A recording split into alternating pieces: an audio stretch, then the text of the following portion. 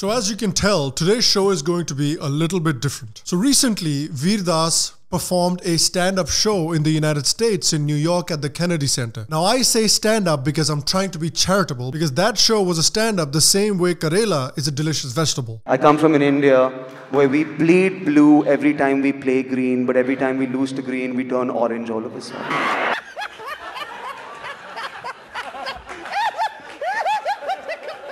So he told a story about two Indias and the India that he comes from. But I feel like in his stand-up show, he missed out on one India that he comes from as well. Let me tell you about that India. I come from an India where we worship women during the day and gang rape them at night. He comes from an India where playing to the worst Hollywood stereotypes about India is the best way to get noticed by Hollywood. And I can't blame him, there's a good track record for it already. He comes from an India for which affirmation from Hollywood is the highest form of self-realization in Maslow's hierarchy of needs. He comes from an India that is still frozen in time. He comes from an India that the West still sees as part of those human zoos that they loved so much in the 1940s and the 1950s. He comes from that India which the West still sees as an exotic monkey. And he knows fully well that only by being that exotic monkey do you have a chance of getting the next Netflix special, or have a chance of getting a recurring role in the next season of You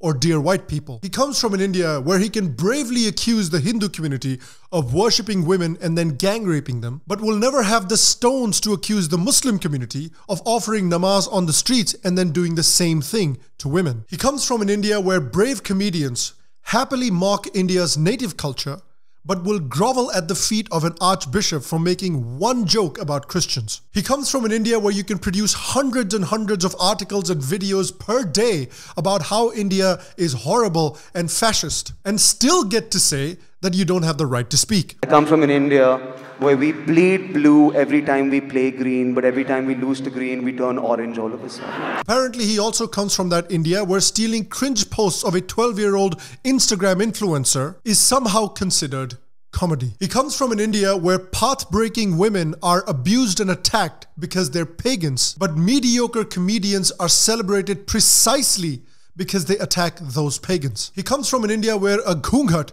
is a tool of the patriarchy, but a hijab is a tool of women's empowerment. He comes from an India where terror has only one religion. I come from an India that will not shut up, and yet I come from an India that will not speak up. Well, I suppose he is right there, because nobody, not even brave Veer Das, spoke up for Kamlesh Tiwari, because he comes from an India where speaking against one culture will get you accolades and retweets, whereas speaking against another culture will get you a knife in the neck. He comes from an India where you can commit as many political murders as you want, as long as you believe in the right political ideology. I come from an India where we have maids and drivers and yet want to come to America to do their job. I almost forgot.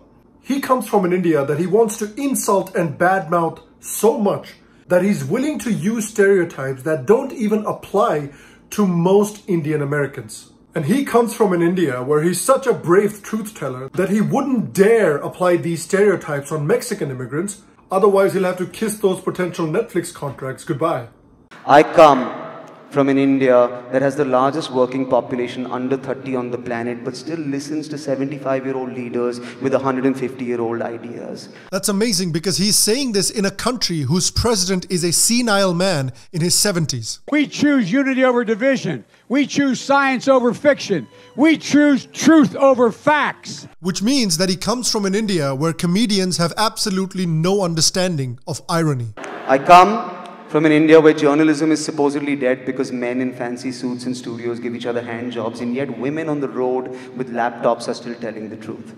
He comes from an India where self-made men are considered evil, but close friends of the old political elite are considered independent truth-tellers. The thing is that, look, there is another India, and some of the things that Veer spoke about India are true. I come from an India where women often do not feel safe. I come from an India where free speech isn't always free. I come from an India where politicians deliberately do not do enough to stop riots because it might benefit them politically. I come from an India where sedition cases are distributed like sweets on Diwali. But the difference between me and Veer is that A, I'm just an asshole on YouTube, and B, I'm willing to recognize both Indias. Veer, on the other hand, wants you to see just the one India. The India from the pages of the New York Times and the Washington Post. The India from the 1950s Hollywood stereotypes. The India from the Indiana Jones movies. The India that is Hollywood's exotic monkey. See, there are two Indias. There is William Dalrymple's India, and then there is Sitaram Goyal's India. Sadly, showing Sitaram Goyal's India to the world takes actual courage. And one thing we know about woke Indian comedians is that they're as courageous as they're funny.